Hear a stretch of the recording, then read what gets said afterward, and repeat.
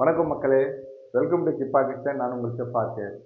ஏற்கனவே நம்மளோட கிப்பா style signature பிரியாணின்னு சொல்லிட்டு நம்மளுடைய எபிசோடு போட்டு இருக்கோம். இந்த முறை பார்த்தீங்கன்னா மட்டன் பிரியாணி. சிக்கன் பிரியாணி ஆல்ரெடியே நம்ம சிக்னேச்சர் பிரியாணின்னு சொல்லிட்டு செஞ்சு பார்த்தாச்சு. இன்றைக்கி நம்ம மட்டன் பிரியாணி அதே போல் எப்படி செய்யறதுன்னு சொல்லிட்டு நீங்கள் பார்க்கலாம். டிஸ்கிரிப்ஷனில் இதுக்கு தேவையான பொருட்கள் நம்ம கொடுத்துருக்கோம். எல்லா ரெசிபியினுடைய தேவையான பொருட்கள் பார்த்தீங்கன்னா டிஸ்கிரிப்ஷன் தெளிவாக இருக்குது. நீங்கள் அதை பார்த்துட்டு செய்யலாம். இன்றைக்கி நம்ம மட்டன் பிரியாணி 1 கிலோ வச்சு 1 kilo mutton 1 kilo basmati rice வச்சு எப்படி செய்யறதுன்னு சொல்லிட்டு பார்க்கலாம். வாங்க மக்களே, இன்றைக்கி நம்மளுடைய வீடியோவில் போகலாம்.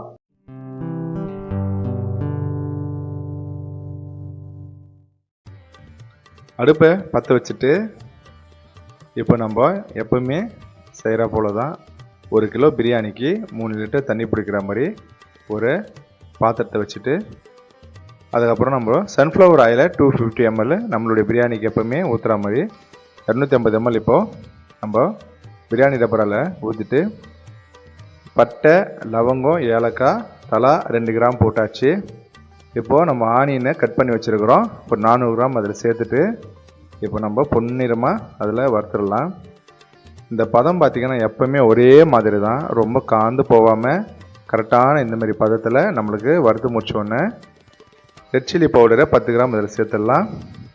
10 கிராம்ன்றது ஒரு டேபிள் ஸ்பூனுன்றது நான் நிறைய வீடியோவில் சொல்லியிருக்கிறேன். ஃபுல்லாக போடுங்க, கரெக்டாக வரும்.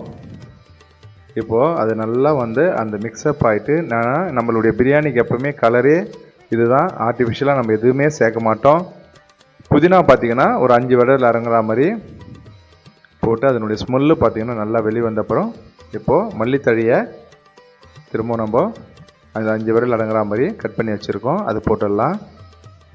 இப்போ நல்லா அப்படியே குக் பண்ணி நல்லா பொன்னிறமாக கொஞ்சம் அப்படியே லைட்டாக அதனுடைய ஸ்மெல்லு வெளியே வர வரைக்கும் அப்படியே வதக்கி விடுங்க. இதுக்கப்புறமா நம்ம இஞ்சியும் பூண்டும் சேர்த்து அரைச்சி வச்சு போட்டிருக்கோம். இஞ்சி பார்த்திங்கன்னா 100 கிராம், பூண்டு 75 கிராம். இதை இப்போ இந்த பச்சை மணம் போகிற வரைக்கும் கொஞ்சம் அப்படியே கொஞ்சம் லைட்டாக எல்லாத்தையும் வதக்கி விடுங்க. நம்ம வதக்கி வர்றது பார்த்திங்கன்னா அதிகபட்சமாக எல்லா இன்க்ரீடியன்ஸும் பார்த்திங்கன்னா ஒரு நிமிஷம்தான், அதுக்கு மேலே தேவைப்படாது. வெங்காயம் வறுப்பறதுக்கு தான் லேட் ஆகும்.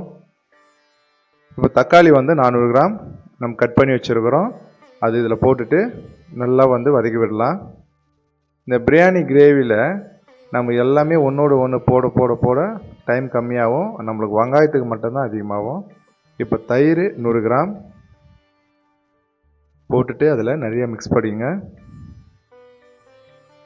நல்லா மிக்ஸ் பண்ணி விட்டுட்டு இப்போ பார்த்திங்கன்னா நம்ம எண்ணெய்லாம் பார்த்திங்கன்னா லைட்டாக மேலே வர ஆரம்பிச்சிருக்கு. இப்போது நம்மளுடைய சிக்னேச்சர் பிரியாணியில் நம்ம எப்போவுமே ஊற்றுறது நம்மளுடைய கிப்பா ஸ்டைலில் 200 ml மில்க்கு. தயிர் ஊற்றி முடித்த உடனே அந்த மில்க்கு அதில் ஊற்றிடுங்க, சூப்பராக மனம் வரும். இப்போ நம்மளுக்கு இன்னும் உப்பு போடல, உப்பு போட்ட உடனே சூப்பராக மனம் செமையாக அந்த பிரியாணியுடைய ஃப்ளேவர் வரும். இப்போ பார்த்தீங்கன்னா உப்பு ஒரு 40 கிராம், நீங்கள் ஒரு 4 விரல் அடங்குற மாதிரி போட்டாலும் சரி, இல்லை கிராம் கடையில் ஒரு 40 கிராம் போடுறதா இருந்தாலும் போட்டுருங்க. இப்போது சுத்தமாக எடுத்து கட் பண்ணி பிரியாணி பீஸாக வச்சுருக்கிற மட்டன் 1 கிலோ இதில் நம்ம சேர்த்துக்கலாம். மட்டன் ஒரு இலை ஆடை அது போல் இருந்ததுன்னா நீங்கள் வேகிற டைமு கூட கம்மியாகும். கொஞ்சம் முத்தலாவோ ஆடு அது போல் கறி கொஞ்சம் வேகிறதுக்கு டைம் ஆச்சுன்னா கொஞ்சம் அதிகமாக சிம்மில் வைக்கலாம், நம்ம வேக விட சொல்ல. இப்போ பார்த்திங்கன்னா நம்ம மட்டன் போட்டாச்சு, போட்டுட்டு இப்போ அதை நல்லா மிக்ஸ் பண்ணி விடுங்க. இப்போது தண்ணி பார்த்திங்கன்னா இதுக்கு 900 ml வைக்கணும். நம்ம நார்மலாக சிக்கனுக்கு 600 இல்லை 700 வச்சா போதும். காரணம் இது வேக சொல்ல ஒரு 200 ml கிட்ட அப்படியே சுண்டிடும்.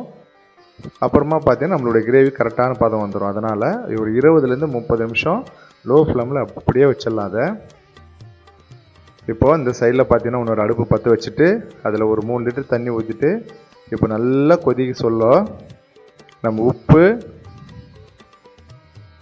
அப்புறம் கட் பண்ணி எடுத்து பிழிஞ்சு வச்சுருக்கிற லெமனு ஒரு மீடியத்தை எடுத்து அதில் சேர்த்துட்டு நல்லா கலக்கி விட்டுட்டு இப்போ நம்ம ஒரு 1/2 மணி நேரத்துக்கு முன்னாடி எடுத்து ஊற வச்சுருக்கிற பாஸ்மதி ரைஸை 1 கிலோ அதில் போட்டுடலாம். கரெக்டாக பார்த்தீங்கன்னா பிரியாணி கிரேவி ரெடியாக சொல்லும், இல்லைனா நம்ம மட்டன் போட்ட அப்புறம் ஊற வச்சாவே போதும். இப்போ கரெக்டாக பார்த்தீங்கன்னா அது வெந்துன்னு இருக்குது ஒரு பக்கம். இப்போ நம்ம இந்த சைடில் நம்மளுடைய பிரியாணி கிரேவியில் நம்ம சால்ட்டு, அதனுடைய புளிப்புத்தன்மை, காரெல்லாம் செக் பண்ணிடலாம். சூப்பராக கரெக்டாக இருக்குது. இப்போ நம்ம இந்த சைடில் பார்த்தீங்கன்னா 80% நம்மளுடைய பாஸ்மதி ரைஸு குக் ஆகிடுச்சு. இந்த நேரத்தை நம்ம வச்சிடலாம். பக்கத்தில் ஒரு ட்ரைன், அந்த ரைஸ் எல்லாம் வந்து தண்ணி ட்ரைன் ஆகிறதுக்காக நான் அது போல் ஒரு வடி வச்சுன்னு இருக்கேன். நீங்களும் அதே போல் ஒன்று எடுத்துங்க. அப்படிலாம் சின்ன வடியாக இருந்தாலும் பரவாயில்ல. இப்போது அந்த ரைஸ் எல்லாம் வந்து நல்லா தண்ணியை ட்ரைன் பண்ணிட்டு, இப்போது இந்த பக்கம் கிரேவி வந்து நல்லா கொதிச்சுன்னு இருக்க சொல்ல லோ ஃப்ளேமில் வைக்காதீங்க. அந்த நேரத்தில் ஹை ஃப்ளேம்லேயே இருக்கட்டும். அந்த கொதி வந்து நல்லா கொதிச்சுன்னு சொல்ல நம்ம எடுத்து வடித்து வச்சுக்கிற அரிசி எடுத்து சென்டராக பார்த்து அதில் போட்டுருங்க. ஃபுல்லாக போட்டுட்டு இப்போது அப்படியே என்ன செய்யுங்கன்னா அந்த பிரியாணி கிரேவியோட நம்ம அரிசியும் சமமாக இருக்கிற மாதிரி செய்து விடுங்க. நான் எப்போவுமே சொல்கிற மாதிரி தான், அந்த கரண்டியை பேக் சைடில் லைட்டாக போட்டு உள்ளே அப்படி கலரி விட்டுட்டு, இப்போ நம்ம தண்ணி பத்தலைன்னா நம்ம வடித்து வச்சுருக்கிற தண்ணி மட்டும் எடுங்க. இப்போ பார்த்தீங்கன்னா நான் அதில் ஒரு 300 ml ஒரு 500 ml வரைக்கும் ஊற்றிருக்கிறேன். ஊற்றிட்டு அதுமாதிரி பேக் சைடில் லைட்டாக பண்ணிங்கன்னா இருக்கிற தண்ணி எல்லாம் மேலே வந்துடும். இப்போ கரெக்டாக ஈவனாக அரிசியும் பிரியாணி கிரேவியும் கரெக்டாக ஒரு பதத்துக்கு வந்துச்சு. இப்போ இந்த நேரத்தில் நம்ம டம் போட்டுடலாம். எனக்கு பார்த்தீங்கன்னா மூடி வந்து எந்த ஒரு கேப் இல்லாமல் இருக்குது. நான் அப்படியே போட்டுறேன். கேப் இருந்ததுன்னா கொஞ்சம் மேலே வந்து வெயிட் வைங்க. இப்போ நம்ம இதை 5 நிமிஷம் ஹை ஃப்ளேம் வச்சுட்டு 20 மினிட்ஸ் வந்து லோ ஃப்ளேமில் அப்படியே விட்டுடலாம். 25 மினிட்ஸ் கழிச்சு இப்போ நீங்கள் அந்த மூடியை திறந்து பார்த்தீங்கன்னா சூப்பராக மலர்ந்துருக்கும் ரைஸ் எல்லாம் பார்த்தீங்கன்னா. இப்போ நீங்களே பாருங்கள், நம்மளுடைய மட்டன் பிரியாணி கிப்பா கிச்சனுடைய சிக்னேச்சர் ஸ்டைலில் ஃபஸ்ட் கிளாஸாக ரெடி ஆகிருக்கு. இந்த சாப்பாடெல்லாம் பார்த்தீங்கன்னா மேலே அரிசி ஒன்றோடு ஒன்று ஒட்டாமல் பக்காவாக குக் ஆகிருக்குது. உங்களுக்கு பார்க்க சொல்ல நல்லா தெரியும். இது இல்லாமல் இதில் வந்து நல்ல டேஸ்ட்டாக இருக்கும். நீங்கள் ஒரு முறை நீங்கள் வீட்டில் இதே மெத்தடில் செஞ்சு பாருங்கள், வேறு லெவலில் இருக்கும். இப்போ நம்ம மேலே இருக்கிற அந்த ரைஸை அப்படியே திருப்பி போட்டுருங்க. திருப்பி போட்டிங்கன்னா கொஞ்சம் 1-2 அரிசி வந்து வேகாமல் இருந்தாலும் நல்லா வெந்துடும். இப்போ நம்மளுடைய பிரியாணியை அழகாக எடுத்து மேலே இருக்கிற அரிசியெல்லாம் அப்படி கீழே தள்ளி கீழே இருக்கிற அந்த பிரியாணி கிரேவியோடு அப்படி சேர்த்து எடுத்து ஒரு பவுலில் சர்வ் பண்ணி பாருங்கள், வேறு லெவலில் இருக்கும். உங்களுடைய வீட்டுக்கு விருந்தாளி வந்தாலோ இல்லை நீங்கள் சமைச்சு சாப்பிட சொல்லவோ இதுதான் மெத்தேடு. இதே போல் செய்யுங்க. ஏன்னா அடி பாட்டத்திலேருந்து கீழே இருந்து அப்படியே எடுத்து போட்டுறாதீங்க. அப்படி மேலே இருக்கிற ரைஸை வந்து கொஞ்சம் அப்படி கீழே தள்ளி லைட்டாக கீழே இருக்கிற அந்த பிரியாணி கிரேவியோடு சேர்த்து அப்படி சர்வ் பண்ணுங்கள். அதுக்கப்புறம் நம்மளுடைய மட்டன் பீஸ் எல்லாம் அப்படி வச்சு கொடுத்தீங்கன்னா வேறு லெவலில் இருக்கும். இப்போ நம்ம அதே போல் சர்வ் பண்ணி அது எப்படி இருக்குதுன்னு சொல்லிட்டு நம்ம சாப்பிட்டு உங்களுக்கு நான் சொல்கிறேன். ஏன்னா இன்றைக்கி என்னுடைய பிரியாணி கண்டிப்பாக சூப்பராக இருக்குன்னு எங்களுக்கு தெரியும். காரணம் நாங்கள் நிறைய முறை ட்ரை பண்ணியிருக்கிறோம். உங்களுக்கு இந்த பதத்தில் சூப்பராக வரணும்னா இதே போல் நீங்கள் செய்யுங்க. நம்ம வீட்டில் எல்லாருக்கும் வந்து சர்வ் பண்ணி கொடுங்க. ரொம்ப ஹாப்பி ஆவாங்க. பார்க்க சொல்லவே உங்களுக்கே நல்லா தெரியும் சூப்பராக இருக்குதுன்னு சொல்லிட்டு. இதே போல் ரெசிபி வந்து நம்ம இன்னொரு முறையும் நல்லா செஞ்சு சாப்பிட்லாம்.